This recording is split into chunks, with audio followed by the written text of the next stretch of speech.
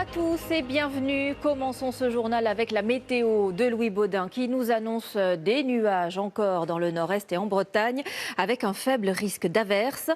Partout ailleurs, le temps sera sec et de plus en plus ensoleillé. Le Mistral atteindra quand même encore 70 km/h dans la vallée du Rhône. Les températures repartent à la hausse. Il fera par exemple 14 degrés à Cherbourg cet après-midi, 16 à Strasbourg, 18 à Rennes et Lyon, 22 à Toulouse et jusqu'à 24 à Perpignan.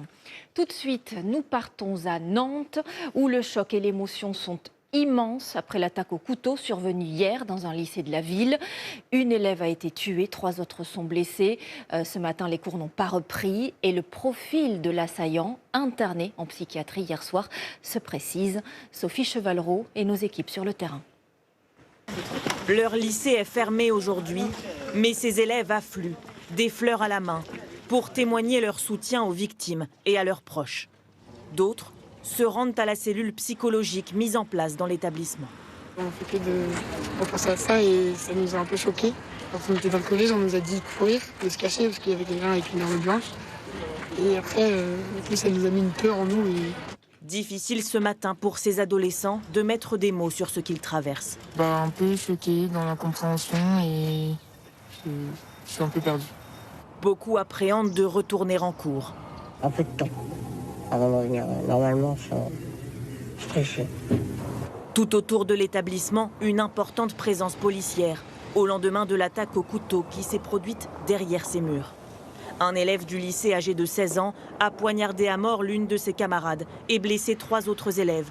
L'un d'entre eux était entre la vie et la mort hier soir. Son état s'est depuis amélioré. Hier, le responsable informatique du lycée a maîtrisé l'assaillant jusqu'à l'arrivée des policiers. Chacun salue ce matin son sang-froid. C'est un acte de bravoure qu'il a fait, c'est très courageux de sa part et puis c'est vraiment bravo à lui, quoi. C'est très impressionnant de se dire qu'il a réussi à braver entre guillemets le danger pour essayer de sauver le plus de personnes possible. Que sait-on du meurtrier présumé ? L'adolescent, décrit par ses camarades comme perturbé avec des idées sombres, a été interné en psychiatrie hier soir. 15 minutes avant son passage à l'acte, il a envoyé par mail à tous ses camarades un long document dont voici un extrait. La mondialisation a transformé notre système en une machine à décomposer l'humain. C'est un réquisitoire contre la société de consommation. Je pense qu'il y a eu une maturation progressive de sa détermination. Moi, ce que je relève cliniquement par rapport à mon champ de compétences, c'est effectivement cette détermination au passage à l'acte. C'est-à-dire que ça devenait inéluctable en quelque sorte. En hommage aux victimes, un rassemblement est prévu cet après-midi devant l'établissement scolaire nantais. Sur les réseaux sociaux, le père de l'adolescente décédée remercie toutes celles et ceux qui apportent leur soutien. Et cette attaque relance le débat sur la sécurisation des établissements scolaires. Faut-il fouiller davantage les sacs des élèves?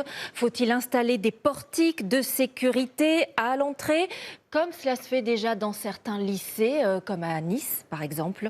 On fait le point avec Thibaut Petit, Anouchka Fliller et Christine Guérard. Ce matin, dans ce lycée niçois, les arrivées se font au compte-gouttes par ce portillon. L'établissement a investi 300 000 € pour renforcer sa sécurité. Nous étions venus il y a quelques semaines pour le constater. Parmi les dispositifs, ce portique. Bonjour. Pour empêcher l'accès à toute personne extérieure. Et 12 caméras de vidéosurveillance. Des mesures plutôt bien accueillies par les élèves.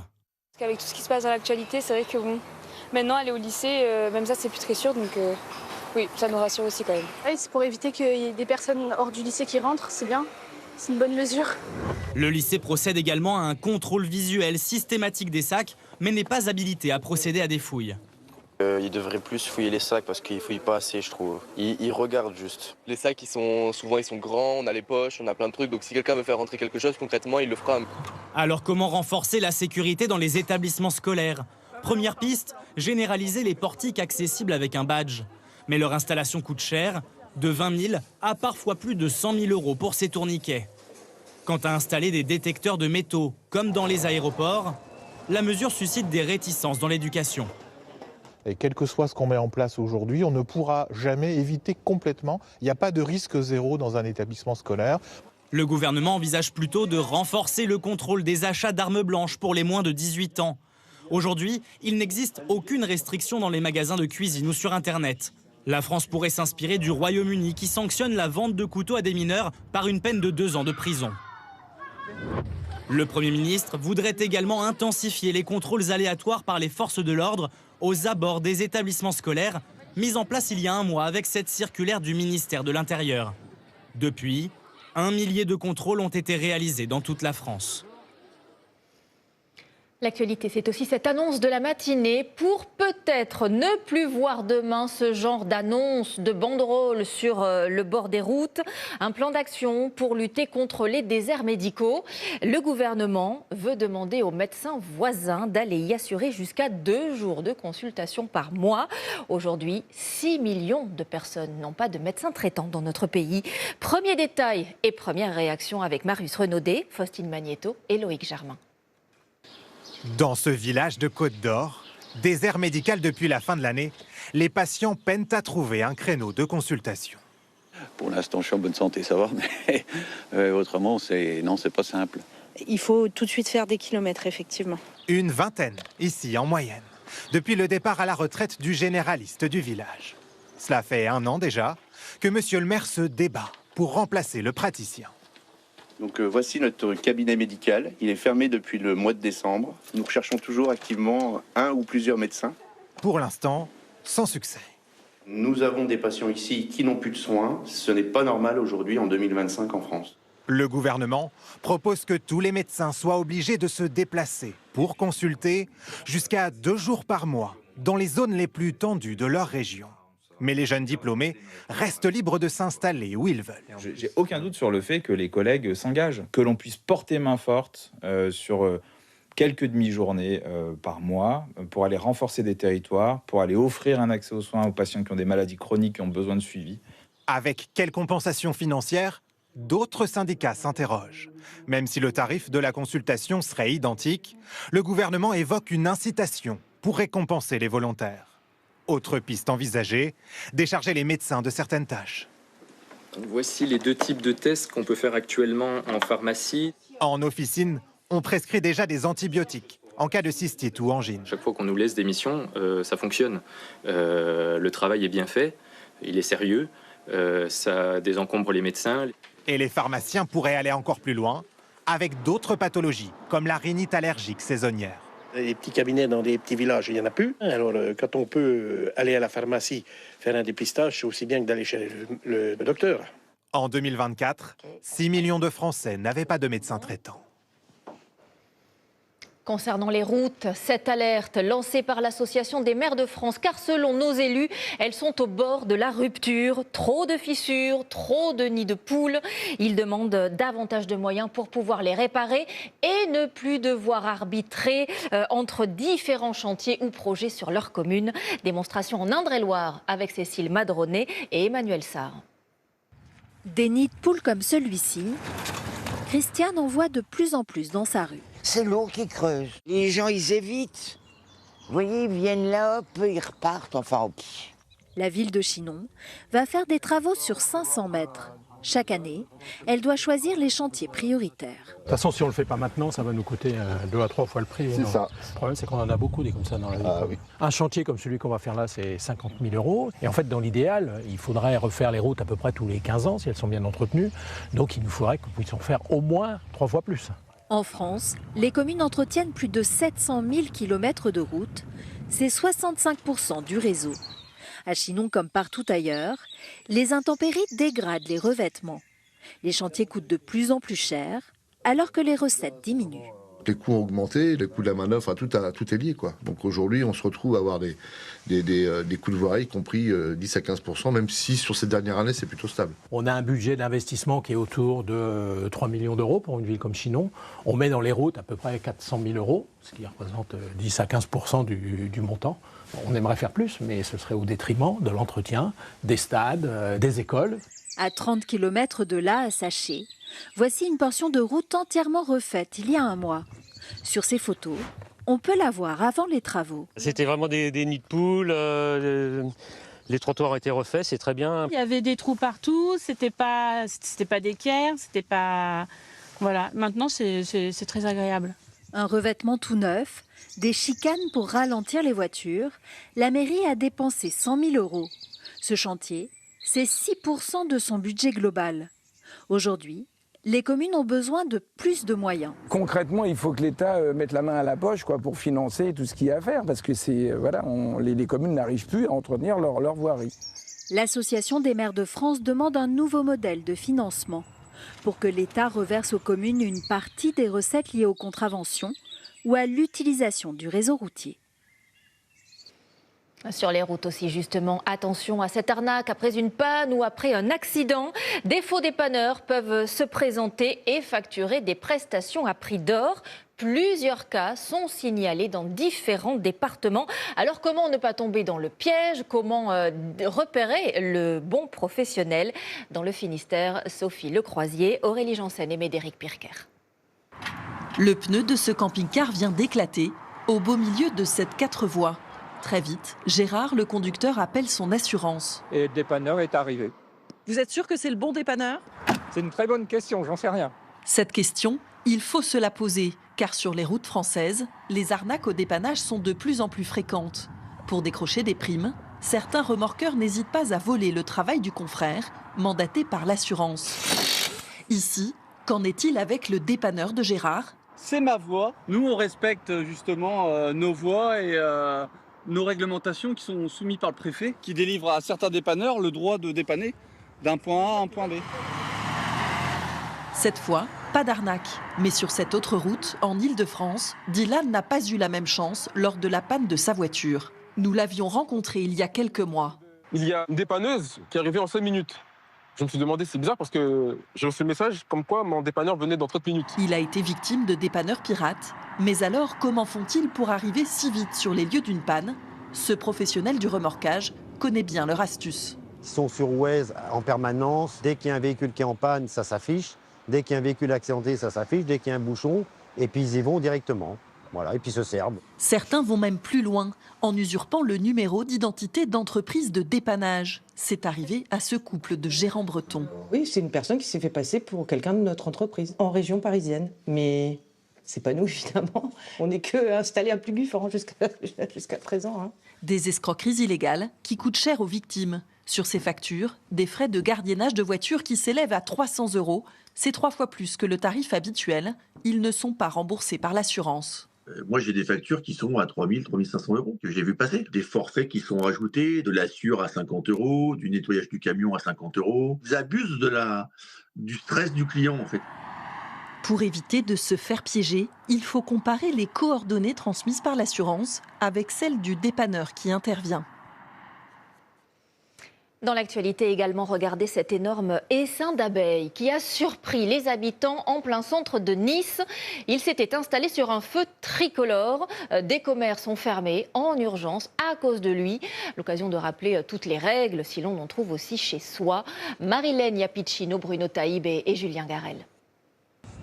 Des milliers d'abeilles en plein centre-ville de Nice. Et un feu tricolore comme nouveau domicile pour cet essaim.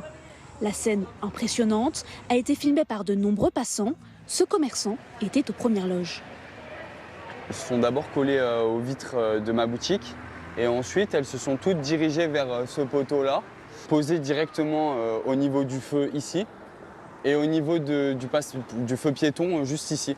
Très vite, la police intervient pour sécuriser l'essaim d'abeilles et les commerçants s'enferment dans leur boutique. J'ai réussi à fermer les portes à temps. Mais c'était quand même compliqué, il y en avait beaucoup sur les vitres, mais ça va, franchement, aucune abeille à l'intérieur. Je suis allergique aux piqûres, donc on n'a pas pris le risque, on a fermé, voilà. L'abeille est une espèce protégée. C'est un apiculteur volontaire pour ce type d'opération qui est venu les récupérer gratuitement avec un enfumoir et une ruche. Sur le poteau, il y avait toutes les phéromones très puissantes de la reine. Et donc le fait de diriger de la fumée sur cet emplacement, masquer ces odeurs, a permis à les faire partir de cet endroit pour rejoindre plutôt les abeilles qui les appelaient dans la ruche. Les fugueuses ont emménagé dans une nouvelle ruche sur les hauteurs de la ville, environ 30 000 selon le professionnel, qui proviennent sûrement d'une ruche urbaine. Entre fin avril et mi-mai, on va dire, c'est la pleine période des essaimages.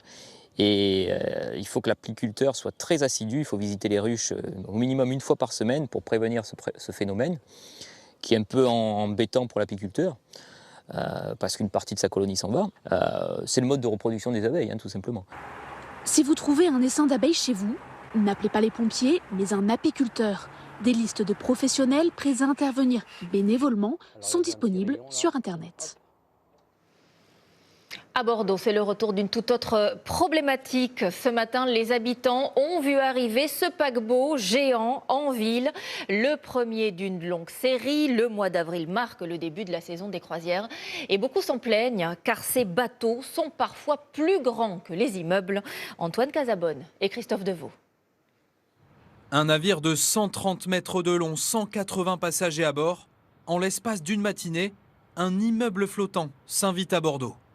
Je trouve dommage quand même dans une belle ville comme ça, qui est si historique, c'est dommage d'accueillir des grands trucs comme ça, quoi. La saison des croisières est lancée et celui-ci est arrivé tôt ce matin, sur les quais, en plein centre-ville.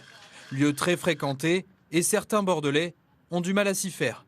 Je trouve ça beaucoup trop grand, il y a beaucoup de coureurs, voilà une vie de vélo, coureur, nature, on va dire. Et là, ça gêne complètement le paysage, quoi. Peter, lui, est australien et passager à bord. La croisière coûte cher et pour lui, pas question d'accoster en dehors de la ville. Ce n'est pas tout à fait la même expérience si on arrive en bus.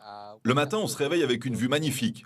Alors il n'y a aucune raison de ne pas aller profiter des jardins et admirer les superbes paysages de la ville. 49 escales sont prévues cette saison. C'est 10 de plus que l'année dernière. À Bordeaux, le nombre de bateaux de croisière ne cesse d'augmenter. Et avec eux, les nuisances, selon certains habitants. Ça consomme énormément, ça fait du bruit, là, on écoute, on entend du bruit en permanence. En fait, on se demande mais comment ils arrivent ici. Ils passent par le pont Chaban.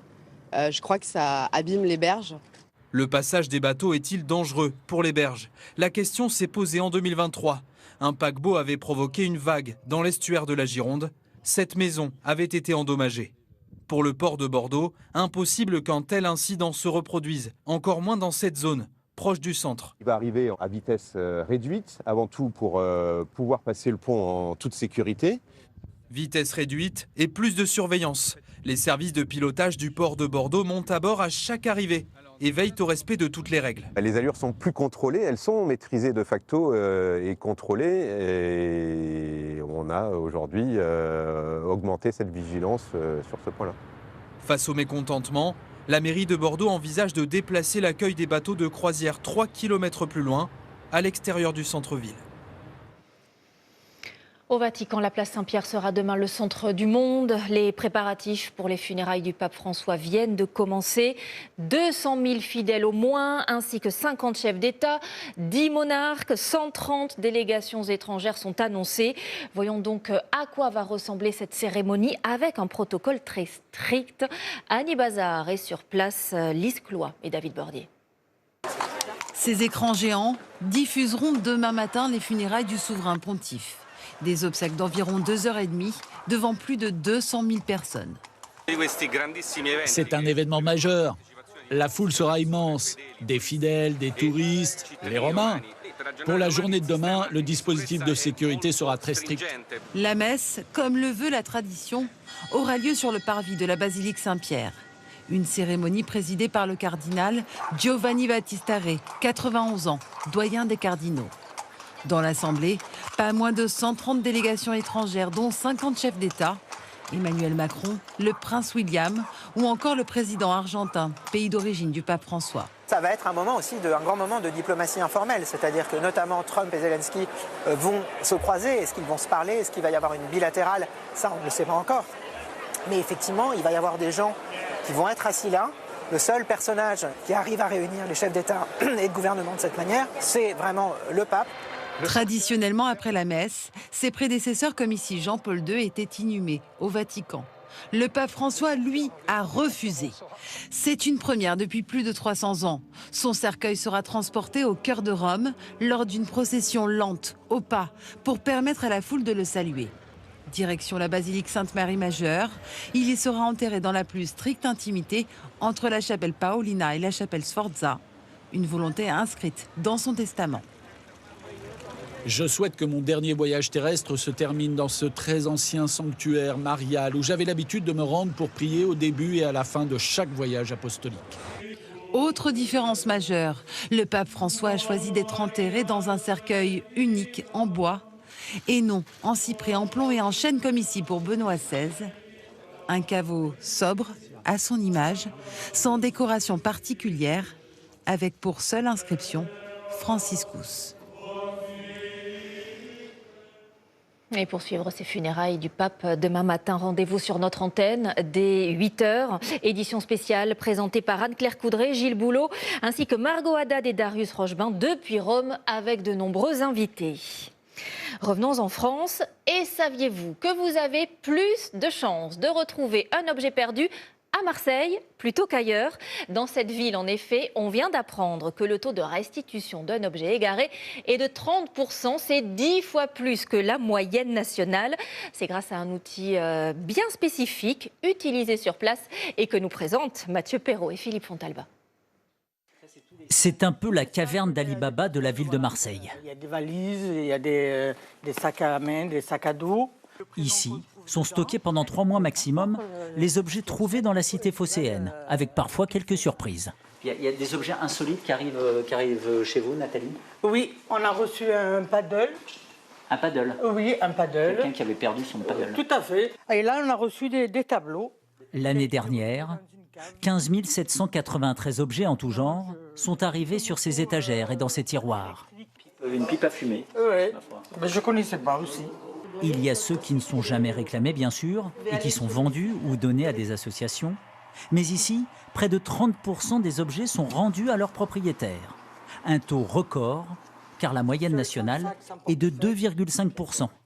Le secret de Marseille tiendrait dans la persévérance des employés, mais aussi et surtout dans un logiciel utilisé ici depuis 2019.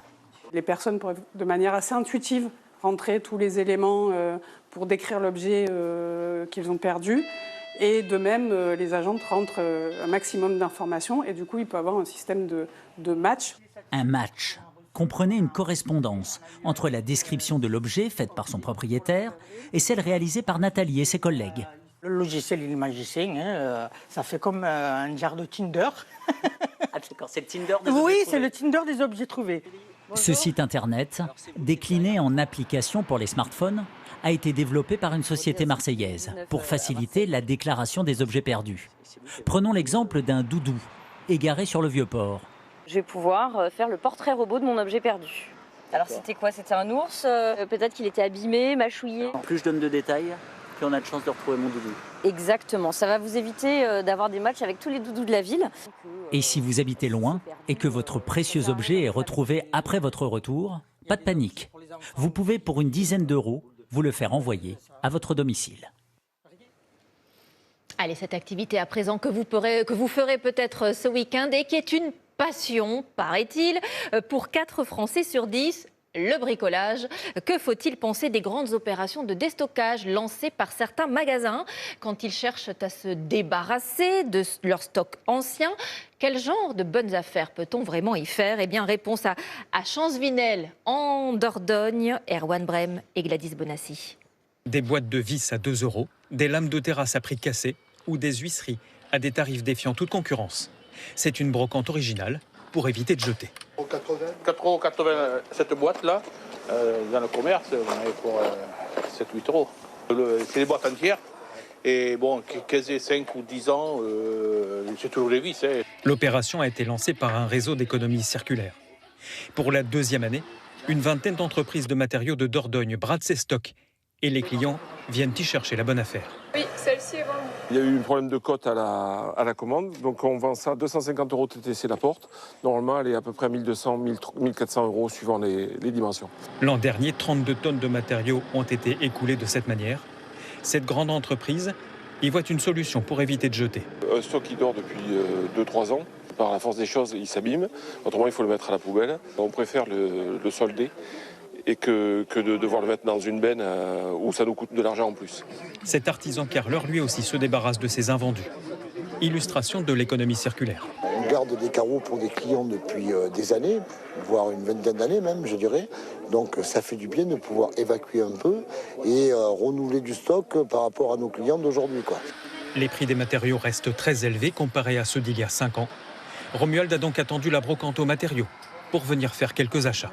10 € la plaque, là je vais en prendre 8, 80 €. De quoi réaliser une cloison en évitant le gaspillage. C'est neuf ça. Vous n'allez pas acheter ça. Donc tout le monde y retrouve son intérêt en fin de compte.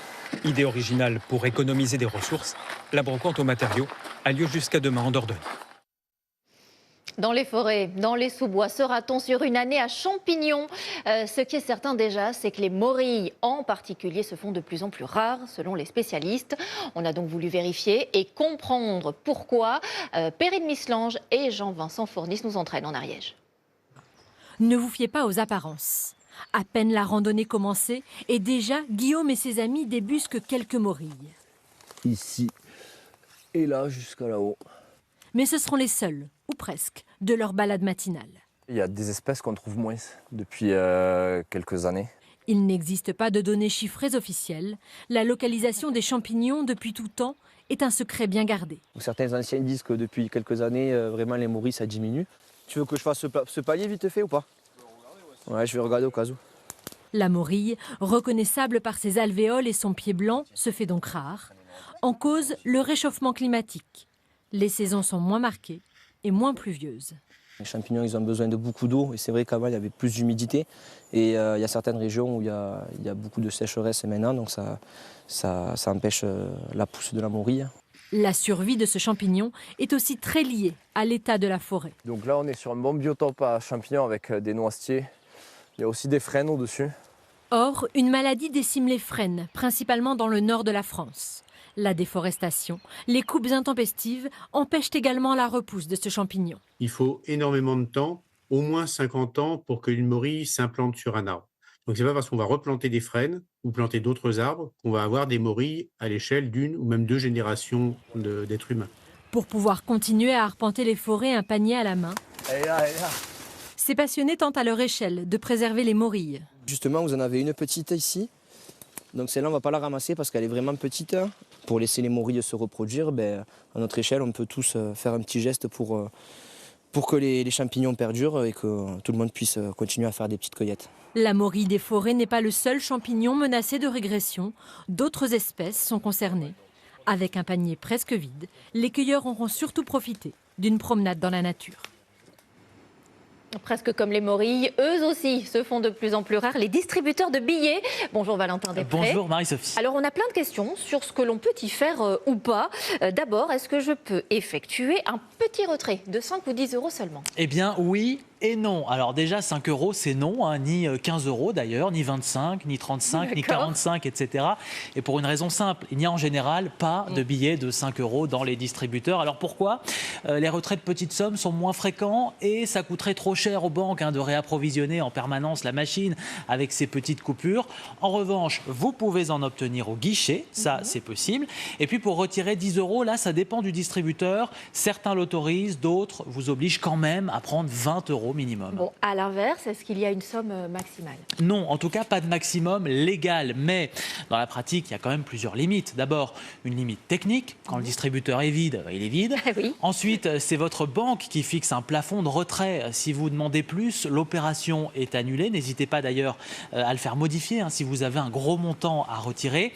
Et troisième limite, il y a la somme disponible sur votre compte bancaire. Si vous demandez 50 € alors qu'il vous en reste 40, la machine peut refuser l'opération, sauf si vous avez négocié bien sûr un découvert autorisé. Bon, imaginons une autre situation. Au moment du retrait, ma carte est avalée par la machine. Comment réagir ? Oui, souvent c'est parce que vous vous êtes trompé 3 fois en tapant votre code ou alors vous n'avez pas récupéré votre carte à temps. Vous avez en général 20 ou 30 secondes, il ne faut pas traîner. Ça tourne. Alors pour la retrouver, 2 cas de figure. Soit l'agence bancaire du distributeur est ouverte, alertez-la au plus vite. Souvent, on vous rend votre carte si vous présentez une pièce d'identité. En revanche, si c'est un distributeur seul ou que l'agence n'a pas accès à la machine, là, la Banque de France conseille de faire au plus vite opposition. Ça évite toute utilisation frauduleuse de votre carte. Et si cette fois les billets ne sortent pas, mais j'ai quand même été débité, là, que faire? Premier réflexe, là aussi, alerter la banque à laquelle appartient le distributeur. Elle peut tenter de vous rendre les billets s'ils sont restés coincés. Et si ce n'est pas possible, elle peut quand même attester qu'il y a eu un dysfonctionnement, notamment en visionnant les images de vidéosurveillance ou en consultant ce qu'on appelle la boîte noire du distributeur. C'est comme un journal de toutes les opérations effectuées. Gardez aussi le ticket de retrait et avec ces éléments, réclamez le remboursement, cette fois à votre propre banque. Mais la banque rembourse automatiquement? Non, pas automatiquement. En fait, elle va mener une petite enquête également, mais si vous êtes de bonne foi, vous serez remboursé. Et pour une raison simple, si votre banque refuse, c'est à elle de démontrer qu'il n'y a pas eu de soucis techniques, que le distributeur a bien fonctionné. Sans preuve, ce sera compliqué, donc elle doit impérativement vous remettre cet argent. Eh ben, merci beaucoup, Valentin, pour toutes ces précisions. Je vous emmène maintenant dans un lieu mythique, mais qui se transforme. Le renouveau du Lido. Fini les plumes et les strass des années passées. La célèbre salle de spectacle, qui a d'abord été une piscine, oui, se tourne désormais vers la comédie musicale. Une page se tourne, une autre s'écrit, comme nous le racontent Delphine Sidbon, Jean-François Drouillet et Renaud Lardy. Le Lido, vous le connaissez sûrement pour ça. Cette nouvelle revue bat tous les records d'esthétisme avec des costumes à faire craquer le public le plus blasé. Oubliez tout ce que vous en savez. Aujourd'hui, voici ce qu'on peut y voir.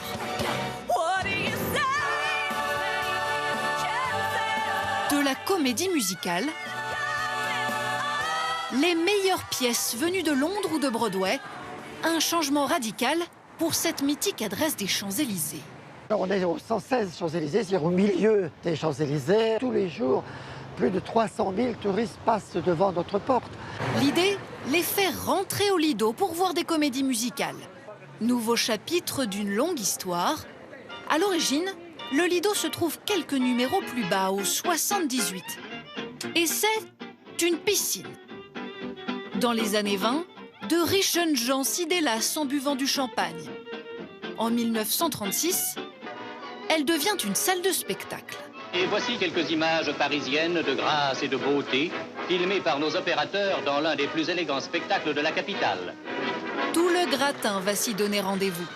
Brigitte Bardot ou Charlie Chaplin au premier rang. La troupe des Bluebell Girls, les mères puis leurs filles, enchantent le public plusieurs décennies. Mais à partir des années 2010, la mécanique se grippe. Quand vous regardez un petit peu l'histoire, vous apercevez qu'on passe de l'original à des photocopies et des photocopies et des photocopies de revues. Et qu'au fond, le Lido n'a pas su trouver son créneau, sa niche. Les pertes s'accumulent. Le cabaret ferme en 2022. Et rouvre un an plus tard transformé. Fini les dîners-spectacles. Seuls les motifs de la moquette et des fauteuils rappellent les plumes d'antan. Montée du garde-corps. Celui à qui la scène obéit, c'est Philippe Doulet, dit Doudou, machiniste ici depuis 40 ans. Là, on vérifie que la fontaine fonctionne correctement avant le spectacle. Cette fontaine a fait les grandes années du Lido. Et elle sert maintenant dans Titanic, la nouvelle comédie musicale à l'affiche.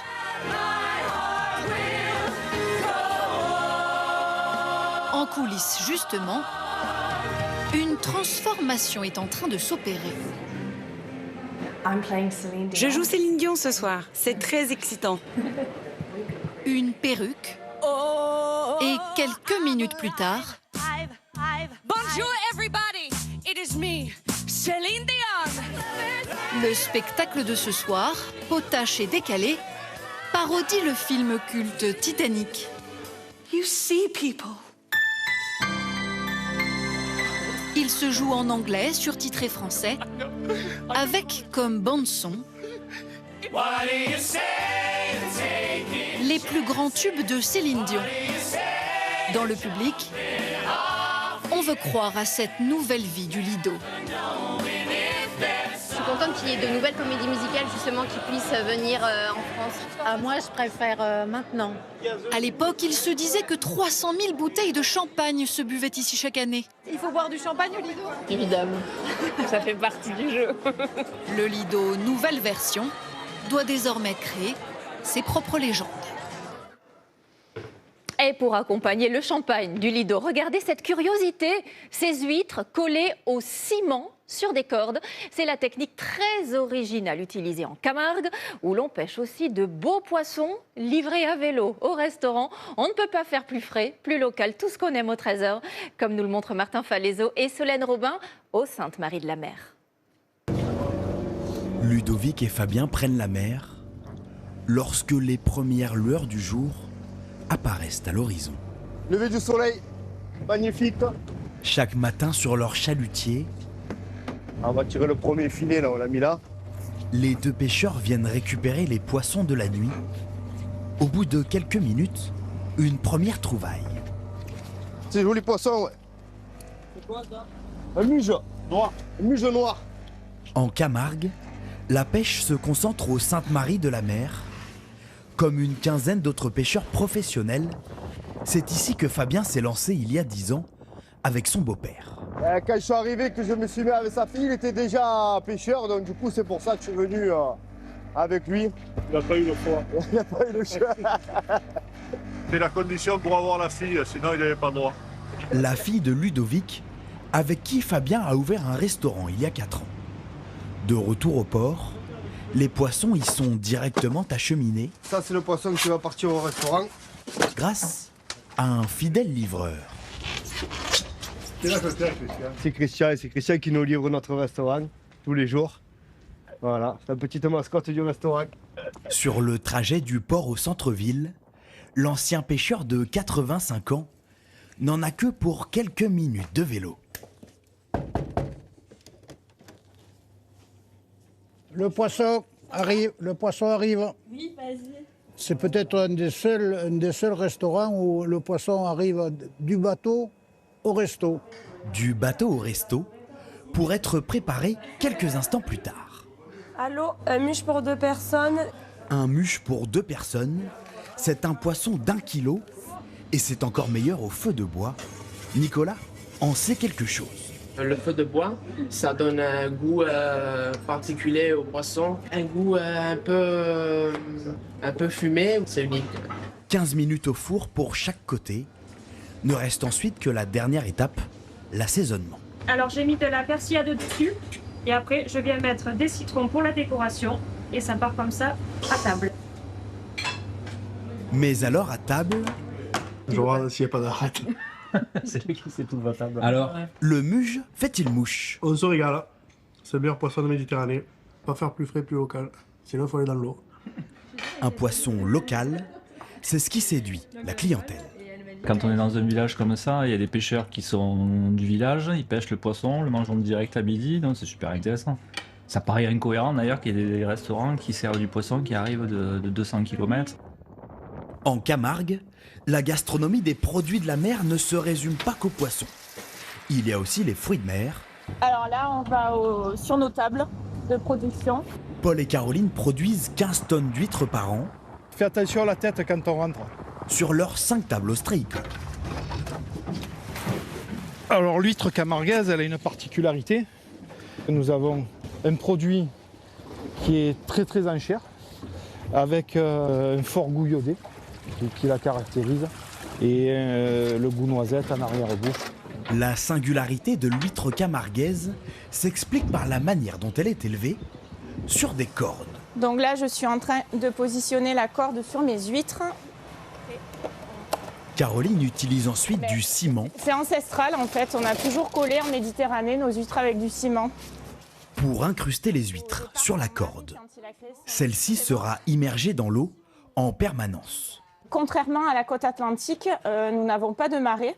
Donc nous travaillons nos coquillages par suspension et elles sont 24 heures sur 24 dans l'eau. Cette technique favorise la croissance des huîtres. En Camargue, elles arrivent à maturité en 1 an, contre 2 à 3 ans en moyenne. Il n'y a pas que l'huître atlantique. L'huître de Méditerranée montre le bout de son nez maintenant et je pense qu'on peut être fier de ce qu'on fait. Des coquillages qui font la fierté de Paul et Caroline, les artisans d'une gastronomie camarguaise étroitement liée à la Méditerranée. Et on comprend leur fierté. Observez bien maintenant ces chiens très mignons et qui permettent de sauver d'autres animaux, des rhinocéros ou des girafes dans la savane africaine. Eux sont élevés au Royaume-Uni, spécialement entraînés pour cela et ils sont très efficaces, vous allez le voir. Nous avons pu suivre leur apprentissage particulier avec Élise Stern et Loïsa Larvor. À 12 semaines à peine, Vega a déjà commencé l'école dans le sud du Pays de Galles. Si elle montre une agilité prometteuse, elle doit encore améliorer sa concentration. Son futur métier, traquer les braconniers en Afrique. Ce matin, ses dresseurs lui montrent comment suivre une trace. À chacun de mes pas, je laisse des molécules de sueur, des cellules de peau. En écrasant l'herbe et la végétation sous mes pieds, j'aide le chiot à identifier la trace à pister. Après 20 ans d'expérience en formation de chiens pour la police au Royaume-Uni, ces éducateurs canins passionnés de vie sauvage ont eu une idée un peu folle. On s'est dit que si on pouvait entraîner des chiens au Royaume-Uni pour poursuivre des criminels, pourquoi ne pas le faire avec des braconniers? Chaque chien reçoit un entraînement personnalisé, adapté à la mission qu'il devra réaliser. Rocket a appris à détecter des odeurs. Un travail très utile dans la lutte contre le braconnage. Nous avons l'exemple d'une des chiennes que nous avons déjà envoyée en Afrique. Elle a appris à repérer un animal en décomposition. Elle peut donc rapidement trouver où le braconnage a eu lieu. Avant de commencer à travailler en Afrique, ces chiens s'entraînent ici pendant environ 1 an et demi. Ils seront bientôt prêts pour un changement de décor complet. Comme au Zimbabwe, à 8500 km de là. Darren a accompagné 2 de ses chiens dans la réserve d'Imiri pour travailler aux côtés des rangers et veiller sur les girafes et les rhinocéros. Et ça marche. Dans les réserves des 5 pays où l'association a envoyé des chiens, les braconnages ont diminué de 50 à 75%. Un travail crucial pour la vie sauvage. Les rhinocéros sont en voie d'extinction. Leur population diminue drastiquement dans plein de pays d'Afrique, que ce soit dans les réserves privées ou dans les parcs nationaux. Financée par des dons, l'association débourse 15 000 € pour chaque chien, de son éducation à son transport, un investissement pour la conservation de la nature. Allez, un mot de la bourse de Paris. Elle est en hausse alors qu'il est plus 0,33%. L'information continue bien évidemment sur LCI et sur notre site ou notre application TF1 Info.